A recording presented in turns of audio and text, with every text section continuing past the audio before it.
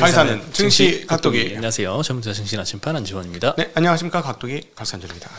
네, 뭐 시장은 변동이 없어요. 껌딱지라고 표현해야 되나? 네, 총 변동성 자체가 이렇게 요만큼 안에서 움직이는 듯한 느낌. 코스피 2,500에서 그냥 멈춘 것 같습니다. 네. 네, 지금 거의 뭐 일주일 동안 변함이 크게 없는 것 같고요. 네. 단지 이제 종목별로는 좀 편차가 많이 큰 것도 있었습니다. 최근에 IPO 종목들이 굉장히 핫합니다. 아, 그건 종목이 아니고 테마성이죠.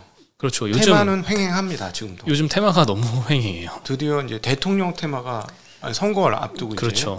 이제 선거 테마, 대통령 테마가 벌써부터 지금 난리를 피우고 있습니다. 네, 오늘 코스피는 0.04% 하락해서 2,500 살짝 밑에예요. 2,495포인트고 코스닥이 한 0.6% 정도 하락을 했습니다. 네. 네, 뭐 환율도 뭐 그대로고 1,303원에서 크게 움직이지 않고 있습니다. 네. 오늘 업종별 특징도 뭐 딱히 없어요. 의료종밀, 전기가스 이런 데가 조금 상위를 기록했고 의약품이 오늘 좀 안 좋았습니다. 오늘 신라제는 상한가 갔는데 나머지 셀트리온 같은 것들은 뭐 한 3%대 정도 하락하면서 의약품 대형주들은 전체적으로 좋지 않은 분위기였고 네. 신라제만 뭐 개별 호재로 상한가를 기록을 했습니다. 네. 그리고 뭐 섬유의복이 좀 떨어졌고요. 철강금속이 오늘 뭐 2차전지 관련주들 조금 하락을 했고 네. 그래서 업종별로는 큰 특징은 없었고 에코프로 머티리얼즈가 오늘 상한가를 기록을 했습니다. 최근에 뭐 상한가를 몇 번 찍었는지 모르겠는데 공모주 때 인기는 분명히 없었는데 상장하고 나니까 돌풍을 불고 있습니다. 네. 네. 2차전지주들 다 같이 끌어올리는 건 아니고 그냥 2차전지주들은 조용한데 에코프로머티 혼자 날아가고 있고 예. 두산로보틱스도 상장한 지 얼마 안 됐잖아요. 그것도 로봇주들은 다 가만히 있고 오히려 하락하고 있는데 두산로보틱스 혼자서 막 달려가고 있습니다. 그러니까 네. 최근에 공모주들이 엄청 핫해서 점점 IPO 신규 종목들에 대한 관심이 좀 많이 늘어나고 있는 것 같아요. 일종의 레이스 찍는 것 같아. 그냥 우리 투전판 레이스. 그러니까 본질 가치하고 같이 움직이면은 이해를 하는데 누가 봐도 며칠 만에 본질 가치가 2배씩 오르고 이러는 기업은 없는 거잖아요. 자다 깨어나니까 회사가 실질 가치가 막 2배 막 예를 들어 1,000억 매출 찍던 게 그 다음 날부터 2,000억 찍고 그런 건 아니잖아요. 그러니까 참 이거는 정말 자본시장의 변덕성이라고 보는 게 낫겠습니다. 변동성도 아니고 변덕성. 네. 내일도 공모주 하나 있거든요. 네. 그것도 한번 또 막 몇백 프로 상승하는지 한번 지켜봐야겠습니다. 네. 요즘 뭐 열심히 골라가지고 뭐 반도체, 뭐 2,000원지, 뭐 딱 장기 투자 하는 분들은 조용한데 네. 희한하게 그냥 공모주 그냥 아침에 사는 사람들이 막 100%씩 200%씩 먹고 막 이런 장이 있기 때문에 점점 수급이 좀 많이 쏠리는 것 같고 오늘 또 한동훈 장관 네. 테마주가 또 들썩였습니다. 오늘 대상홀딩스 이거는 전형적인 이제 가치주잖아요. 오늘 상한가를 기록했습니다. 가치주라고 표현하기도 않을 정도 그냥 껌딱지 주식이죠. 껌딱지 주식. 대상이 얼마나 안 움직이는 주식인데. 그렇죠. 네. 네, 뭐 한동훈 장관과 이정재 예전에 그 오징어 게임 나왔던 배우가 뭐 같이 갈비집에서 식사를 했대요. 요 소식 때문에 이정재 배우의 여자친구가 부회장으로 있는 대상홀딩스가 또 상한가를 기록을 했다. 네. 네, 여러 가지 좀 희한한 소식들이 많았습니다. 네. 네, 그리고 최근에 이제 대한통운 주가가 굉장히 핫합니다. 오늘도 대한통운이 한 8% 상승했고요. 네. 한진이 4% 올랐어요. 국내 택배 회사들이 이렇게 주가가 막 급등하는 이런 모습은 정말 오랜만에 보이는 것 같은데 네네. 최근 자료를 보면은 한국 사람들이 요즘에 그 중국 이커머스에서 굉장히 물건을 많이 구입하고 있습니다. 네. 월간 평균 이용자 수죠. MAU가 빠르게 최근에 증가하고 있는 상위 앱이 첫 번째가 테무, 두 번째가 알리익스프레스고요. 테무는 이제 핀투어투어라는 중국 회사의 자회사입니다. 요즘에 여기서 엄청나게 많이 구입을 하고 있어요. 이 회사들이 예전에는 뭐 값싼 건 다 알죠. 알리익스프레스 싼 건 다 아는데 오는데 막 한 달 걸리고 2달 걸리고 이래가지고 네. 웬만하면 잘 안 샀잖아요. 근데 최근에는 7일 이내에 배송을 해줍니다. 알리익스프레스는. 그거는 이제 해당 종목이 거기 좀 골드 다이아몬드 플래티넘 멤버로서 그 해당 품목이 있어요. 일주일 안에 오는 거. 그것만 와요. 그렇죠. 뭐 쿠팡도 뭐 직배송은 일부만 뭐 그렇듯이 뭐 전체가 다 7일 배송은 아니겠죠. 근데 네, 굉장히 꽤 많은 물품들이 있더라고요. 저도 들어가 봤는데 싸구려가 많아요. 싸구려도 많죠. 그래서 여기서는 막 100만 원 넘는 그런 막 비싼 전자제품 이런 거는 조금 사기 좀 꺼려지고 참고로 아직까지 5만 원 이상은 정말 신중을 기하십시오. 이 5만 원 굉장히 기준이 낮네요. 자전거 용품은 상관없어. 자전거 용품은 제가 한 10몇만 원짜리 사봤는데 뭐 그런 대로. 왜냐면 어차피 다 자전거 용품 메이드 인 차이나거든. 그래서 내가 산 거야. 용기를 가지고. 어차피 한국에 샀는데 거기서 메이드 인 차이나 바뀌고 있어. 그래서 직접 한번 사보죠. 그랬더니 네, 그거는 뭐 그거는 괜찮은데 나머지는 웬만하면 5만 원 이상은 잘 안 쓰시는 게 좋고 특별히 20, 30만 원 이상은 아직은 아닌 것 같습니다. 특별히 이제 뭐 약간 그 이렇게 브링브링이 필요한 제품들 있잖아요. 네. 그건 아니다. 옷을 사도 속옷만 사시라. 사시는 분들도 다 염두를 해두고 약간 좀 싼 맛에 사는 그런 품목들 위주로 좀 많이 쇼핑을 하실 거예요. 그리고 그래서. 한국에 없는 품목이 있어요. 저는 참고로 한국에 없는 품목이 뭐냐면 메리노 울 속옷 같은 게 없어요. 메리노 울 속옷 입어보신 적 못 봤죠? 처음 들어봤는데요. 우리는 메리노 우리 자전거 타는 사람들 메리노 울 속옷을 입거든요. 냄새도 안 나고 그래서 그 거기밖에 없어. 그러니까 그래서 그걸 네, 많이 샀습니다. 예. 예. 그런 건 또 있어요. 예. 이게 또 백문이 불여일견이잖아요. 요즘에 뭐 테무나 알리익스프레스 뭐 핫하다 이런 얘기 많이 나오는데 제가 아까 한번 들어가 봤거든요. 네. 들어갔더니 또 저도 또 결제를 또 했죠. 결제를 안 할 수가 없겠더라고요. 나 진짜 한 3개 정도 주문해봤는데 일단 진짜. 제가 산 품목은 아니지만 남자들 좀 깜짝 놀랐던 미친다. 제품들이 좀 여러 개 있더라고요. 공구 싸요. 공구 싸. 네. 아니 저 손톱깎이 저 중에 택일도 아니고 저거 다 주는데 2,000원이고요. 두 번째 공구 세트 저거 다 주는데 5,000원이고 세 번째는 뭐 차량용 진공 청소기가 배송비까지 해서 3,000원이고 저런 거 사지 마. 저건 안 좋아. 내가 딱 보면 알아. 저건 아니야. 또 오른쪽에 뭐야? 자, 진동천. 맨 오른쪽에는 귀지 귀 파는 건데 스마트폰으로 내 귀 속을 보면서 파는 거예요. 저도 이거 처음 봤어요. 그래서 신기해가지고 저거는 제가 사봤습니다. 그래, 버릴 돈으로 장난삼아. 네. 장난감 사. 근데 저기 아래쪽에 보면은 모두 무료 배송이고요. 7일 내에 배송이고 반품도 무료입니다. 저거는 그러니까 한국 어디 창고에 있는 거야. 어디 창고에 있어. 저거는 저런 품목은 싸게 5,000원 이하로 파는 그 묶음 배송이 있어요. 저게 지금 한국에 있다고요? 저 제품이? 아니 그러니까 어딘가 있어. 창고 바로 직접 올 수 있도록 하고 있어. 저건 오히려 싸기 때문에 빨리 오는 거고 비싼 건 저렇게 못 와요. 아니 우리 집 앞에 있더라도 2,000원에 저거는 좀 너무 싸잖아요. 아니 그러니까 내가 공구는 사도 돼. 공구 괜찮아. 물론 이제 이빨이 갈릴 수도 있는데 괜찮아. 괜찮아. 진짜로 공구 괜찮은데 뭐 이렇게 전자 제품은 조금 신중을 기하세요. 고장 나는 확률이 좀 높고. 네.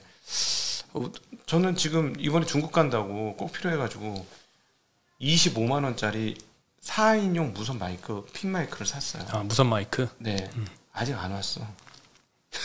중국 갔다 왔는 데까지 안 왔어. 예상 배송일이 써 있잖아요. 그거는 분명 24일인가 24일 전에 온다고 했었는데 안 와. 약속을 어겼네요. 그럴 수도 있어. 그러니까 비싸다고 빨리 오는 건 아니고요. 저기 창고가 있다니까. 그 창고에 있는 놈들은 빨리 빵 하고 오는 게 있어요. 네. 그게 빠르게 일주일. 네. 시간 여유가 좀 있으신 분들은 없으신 분들은 그냥 쿠팡 사는 거고 있으신 분들은 저런 거에서 한두 개 사보는 것도 좋은 것 같아요. 그게 문제야. 제가 쿠팡이 위기일 수도 있겠다는 게 그거예요. 하루짜리 급하게 뭐 식료품이라든가 이런 거는 계속 돌아가겠는데 시간 급하지 않아? 근데 가격이 이런 거는 진짜 그게 이제 문제죠. 그러니까 써봤는데 가끔 괜찮은 게 나오는 거예요. 2개 샀는데 하나 괜찮아. 버리는 돈으로 샀는데 2개 산 돈이 더 낮아. 그럼 이제 점차 많이 사게 되는 거죠. 그런 게 좀 한국 업체들한테 좀 위기예요. 제가 보기에는. 사실 알리가 굉장히 빠르게 성장을 하고 있더라고요. 그 쿠팡은 사용자가 한 1,000만 명 초반 정도 되거든요.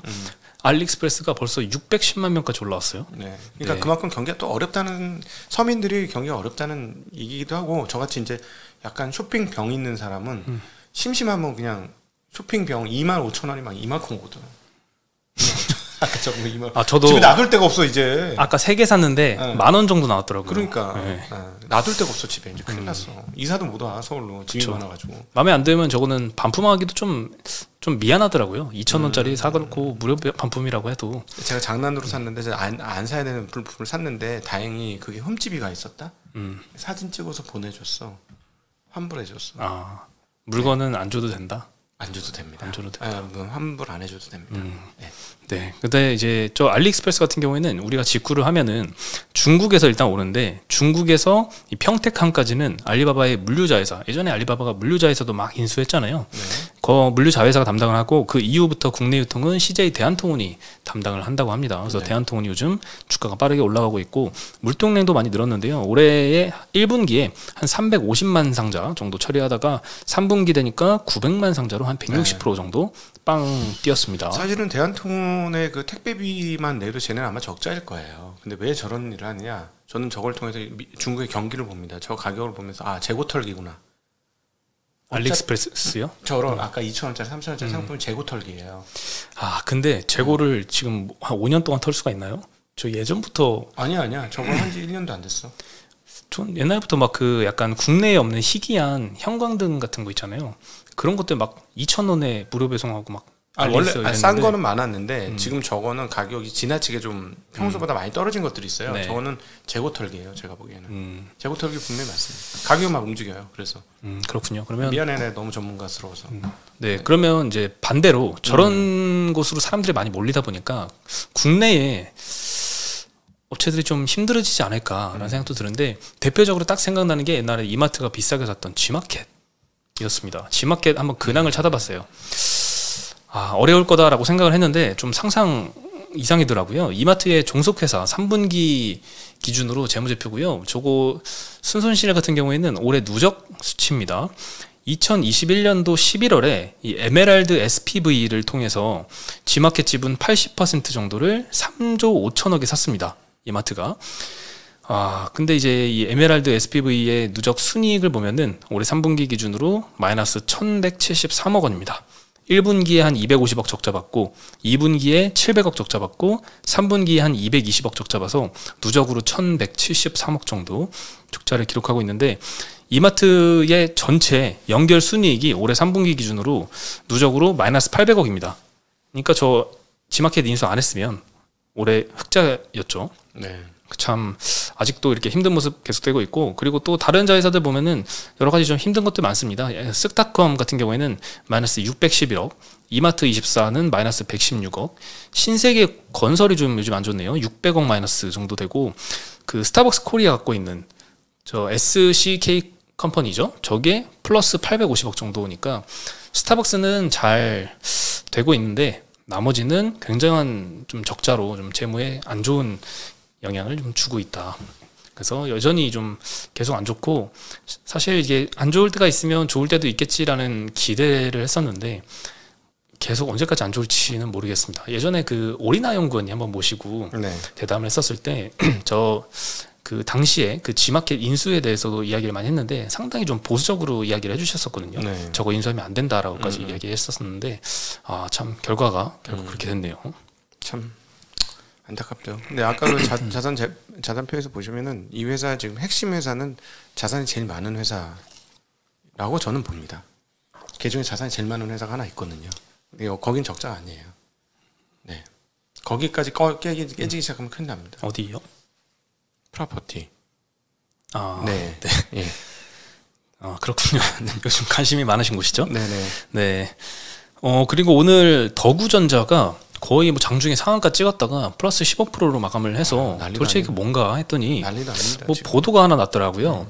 글로벌 이코노믹질에서 한국 기업이 납품하는 부품이 아이폰의 한 30% 정도는 한국 기업이 담당을 하는데 이 중에 대체 불가능한 업체로 13개사 정도를 선정을 했습니다. 네. 대기업 9곳, 중견기업 4곳 정도 선정을 해서 요 보여드리는 표대로 이렇게 대기업들도 쭉 있고 그리고 뭐 중견기업으로 서울반도체, 뭐 더구전자 뭐 이런 상장사들도 좀 있습니다. 근데 이 중에 좀 더구전자랑 서울반도체가 오늘 장중에 좀 빵 뛰었다가 가라앉았는데 아 이게 사실 자세히 보니까 이거 어제 저녁 6시쯤에 났던 기사거든요. 근데 네. 오늘 1시 한 6분, 7분인가? 갑자기 막 특징주 부각 뉴스가 뜨면서 막 급등하더라고요. 그래서 네. 이것도 아마 별다른 이슈가 있는 것도 아니에요. 원래 저 회사들이 벤더인 거는 다 알고 있었고 네. 특별하게 뭐 벤더가 추가된다거나 공급 물량이 늘어난다거나 경쟁사 벤더가 뭐 빠진다거나 이런 호재성 이슈도 아니었고 그냥 언급 정도였는데 원래 있던 사실의 재언급 정도였는데 이렇게 올랐던 거는 좀 인위적으로 좀 끌어올리려는 그런 세력들이 좀 뭔가 네. 조치를 취한 게 아닌가 이런 생각도 들어서 네. 요즘에 참 조심해야 될 게 많은 것 같습니다. 특별히 기사는 여러분 좀 기사는 건드리기 쉬운 것 같아요. 저희들 표현으로는 기사를 만들고 만지고 마사지하기는 좀 쉬운 것 같습니다. 그러니까 기사 내용을 건든다기보다도 발표 시점이라든가 발표를 했는데 또 발표한다든가 이런 것들은 좀 다루기 쉬운 것 같아요. 그래서 그 부분들은 아예 저것만 하는 사람들은 나는 어차피 저걸로 먹고 살고 지금 먹고 살고 있어 하는 분들은 몰라도 그렇지 않으면 괜히 했다가 괜히 남한테 그 내 돈만 주는 호구 역할합니다. 조심하시면 좋겠어요. 그래서 저는 호재성 이슈가 나왔을 때 이거 좋은 것 같다, 빨리 사야지라는 생각이 들을 때 차트를 딱 분봉을 보면은 그렇죠. 살짝 최근 몇 분 동안 좀 올라왔던 주식이 있어요. 이런 것들은 미리 좀 선 매집을 좀 해놓고 기사를 띄우거나 뭐 이슈를 퍼뜨리거나 하는 거기 때문에 이런 것들은 좀 피하시는 게 좋을 것 같습니다. 살짝이 아니고 좀 많이 올라와 있지. 그렇죠. 거기서 팔아도 수익 실현이 되는. 네. 그 자리까지 올라온 거는 조심하시면 좋겠습니다. 네, 그런 종목들이 너무 많이 보여가지고 네. 참 그렇습니다. 그리고 오늘 SK증권에서 온디바이스 AI의 수혜는 기판이다라는 리포트를 좀 언급을 했는데요. AP나 MPU의 고사양화는 이제 FC, SCP, 그리고 SIP 이런 기판 성능 상향을 의미를 하고 MCP 기판 이런 거에 이제 고다층화, 대면적화, 미세 회로화를 초래한다라고 언급을 했고, 지난 5년 동안 FCBGA 요거 이야기 정말 많이 들었잖아요. 네. 이 FCBGA 호황에 가려져서 증설도 미미했다고 합니다. 요 FC CSP나 SIP나 MCP 같은 기판 같은 경우에는 증설도 좀 미미했기 때문에 내년도에 수급 개선이 될 것이다라고 전망을 하고 있고, 해당 기판의 매출 비중이 높은 업체로 심텍과 대덕전자를 언급해서 오늘 심텍이 14% 상승, 대덕전자가 8% 정도 상승을 했습니다. 근데 하나 이 심텍은요 정치 테마주로 좀 엮였습니다. 최근에요? 오늘요. 그래서 요거 때문에 올랐다고 보기는 조금 너무 많이 올랐어요. 이 주식 그렇게 많이 오를 주식이 아니라서. 왜냐면은 뭐더라? 이 심택 있는 동네에 누가 국회의원 나온다는가? 그런데요. 그것 때문에 그렇군요. 그 동네 주식이 다 올랐다는 거야. 신기하다, 진짜 신기해. 홀딩스가 완전 껌딱지 주식이거든요. 심택 홀딩스가. 네. 장중에 한 20% 올랐습니다. 미친 거지.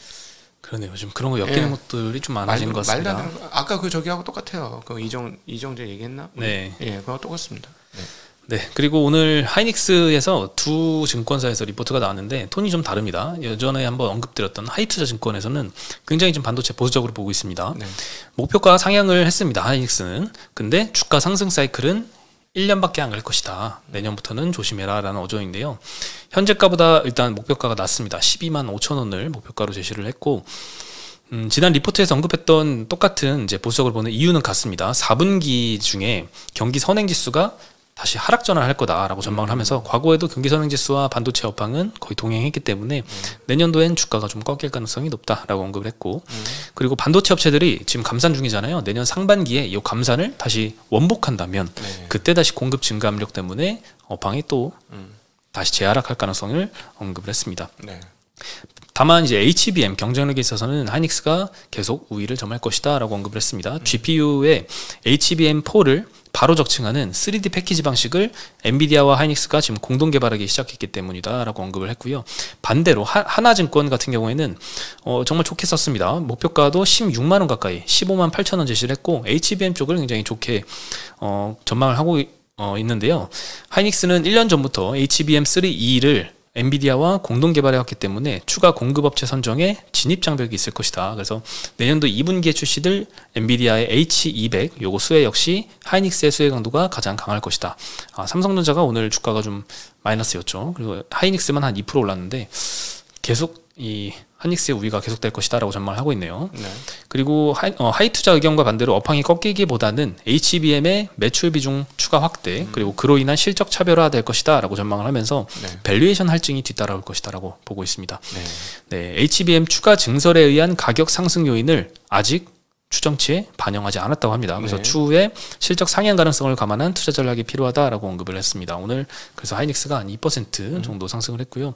요즘에 또 디자인 하우스들이 좋아요. 네. 저번 주에도 디자인 하우스만 이제 그 리포트로 좀 다뤘던 내용을 소개 한번 해드렸는데, 오늘 코아시아가 11%, AD 테크놀로지가 7%, 가온칩스가 7% 정도 상승해서 반도체주들은 그냥 고만고만했거든요 오늘. 네, 근데 오늘 뭐 디자인하우스, 뭐 파운드리 벤더들이 괜찮았네요. 삼성전자 파운드리가 어떻게 돌아가는지 굉장히 궁금하고, 저 중국 갔다 왔잖아요. 네.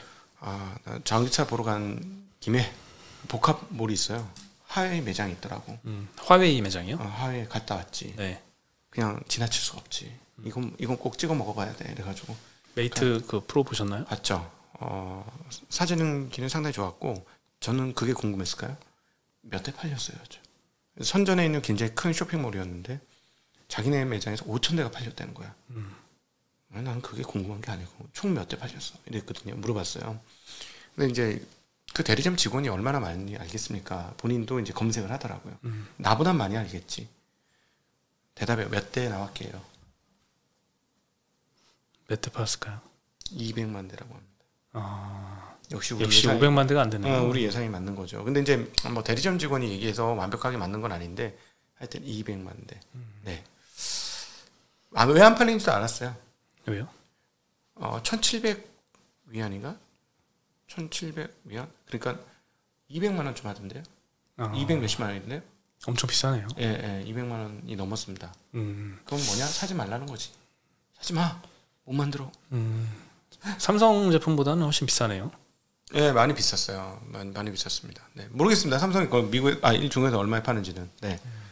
네. 그리고 은행 관련된 리포트 중에 이제 은행에 대한 이 보는 시각을 좀 바꿔야 된다라는 언급이 있었습니다. 이제 배당을 보면 안 되고 총 주주환원 수익률을 봐야 된다라는 한국투자증권의 리포트였는데요.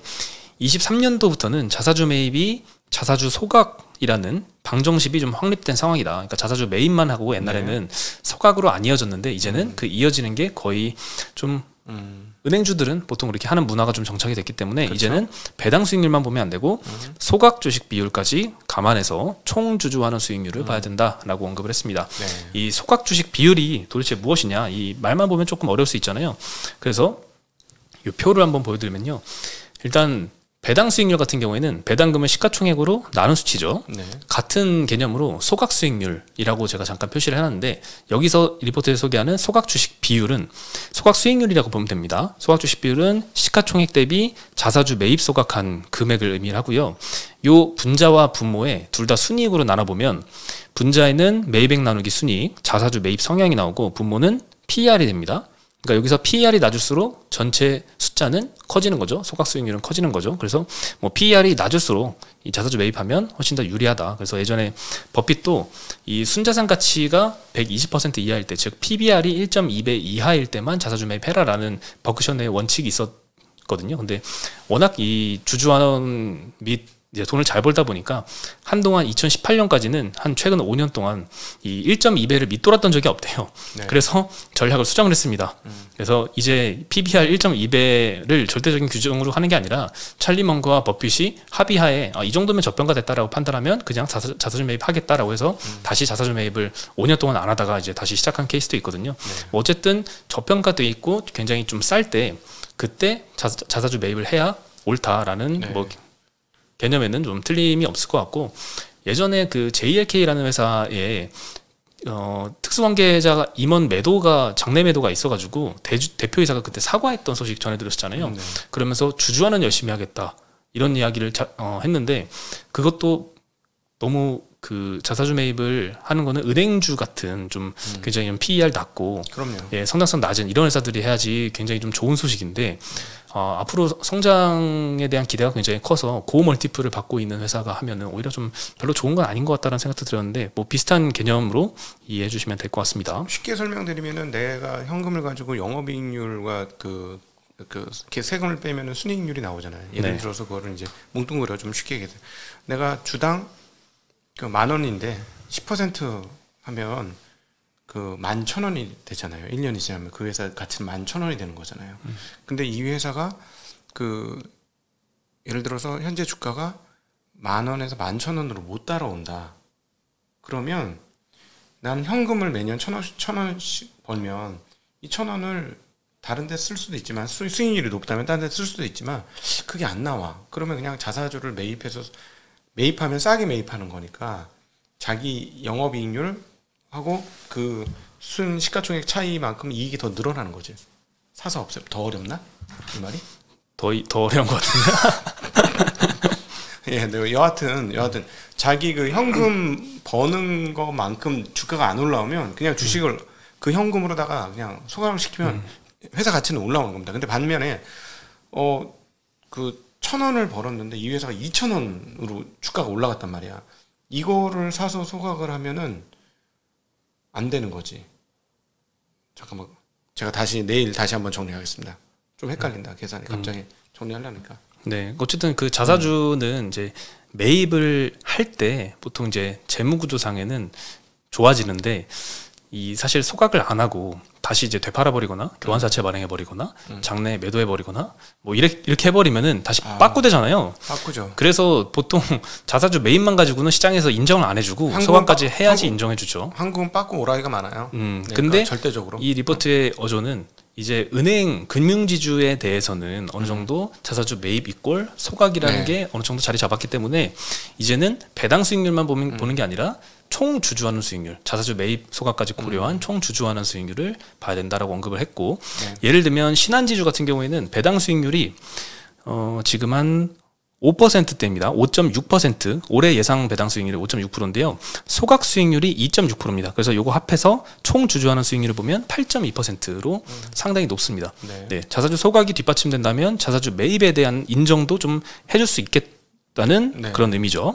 네, 그리고 금융지주 다른 회사들은 어떤 식이냐. 쭉 보면은 왼쪽에는 자사주 매입만 해도 포함을 시킨 겁니다. 그리고 오른쪽은 매입 후 소각한 것만 수익률에 반영을 한 거고요. 그래서 왼쪽 표를 보시면 기업은행만 빼고 모두 자사주 매입을 했습니다. 그래서 배당 수익률에 더해서 자사주 매입 기준 수익률도 더 높게 형성이 되어 있죠. 기업은행만 빼고. 근데 오른쪽 표에서는 JB금융, DGB금융은 자사주 매입을 하지만 소각은 안 합니다. 근데 뭐 기업은행 그래서 JB금융, 뭐 DGB금융 빼고 나머지 시중은행들은 대부분 자사주 매입하고 소각까지 하는 추세로 좀 가고 있습니다. 그게 어느 정도 정리가 됐기 때문에 기존에 자주 하던 배당 수익률 그리고 이제는 소각이 자리 잡았기 때문에 자사주 매입 소각 수익률까지 합해서 총 주주하는 수익률로 보면은 된다. 그래서 은행주를 보는 시각을 조금 우리가 이렇게 바꿔야 되지 않을까라고 생각이 듭니다. 네, 오늘 뭐 은행주들은 주가는 별로 이렇게 그냥 보합 왔다 갔다 했는데요. KB만 2.4% 정도 하락을 했습니다. KB는 최근에 이제 주말에도 뉴스가 엄청 나오더라고요. 홍콩 ELS 사태가 내년 초에 막 조 단위로 또 이제 손실을 보는 확률이 굉장히 높아서 지금으로부터 이제 홍콩 H 지수가 한 30% 이상 이렇게 급등하지 않으면 손실이 확정되는 ELS 건들이 굉장히 많잖아요. 그래서 참 걱정입니다. 거의 8조 원 규모라고 이야기를 하고 있습니다. 안타깝습니다. 진짜 좀 올라왔으면 좋겠네요. 지수가 올라오면 수익 실현하고 끝날 수도 있습니다. 그렇죠. 지수가 올라오면 아무 일도 아니고 오히려 이때까지 조기 상환이 안 된 게 좋을 정도로 한 방에 수익률이 지급이 되잖아요. 대신에 이제 세금 내셔야 되겠죠. 종합과세 걸리기도 하고. 그렇죠. 한꺼번에 돈이 많이 나오죠. 3년치 한꺼번에 나와 버리니까.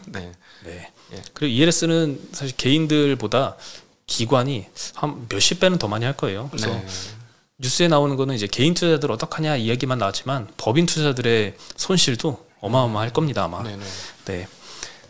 그리고 오늘 신라젠이 급등했는데요. 이 전이성 또는 절제 불가능한 신세포암을 대상으로 신라젠의 팩사백 제품 그리고 파트너사인 리제네론의 리브타요 요 병행요법으로 안전성과 유효성을 입증했다라는 소식 때문인 것 같은데 뭐 잘 모르겠어요. 이 효능에 대해서. 근데 이렇게 너무 많이 빠졌고 밑에서 좀 기고 있는 상황에서 이런 호재성 기사가 나와서 오늘 상한가를 기록했다라는 의견도 좀 있는 것 같습니다. 향후에 라이센스 아웃도 논의할 계획이라고 하니까 기대감도 좀 많이 일고 있는 것 같습니다. 오늘 굉장히 길어졌는데요. 여기까지 하고 마무리를 하고 싶은데 마지막으로 중요한 소식인 것 같아서 하나만 전해드리면요. 제2의 파도를 방지하기 위해서 이제 IPO 할 때 상장 직전까지의 월별 매출액과 영업이익까지 공개를 의무화하기로 했답니다.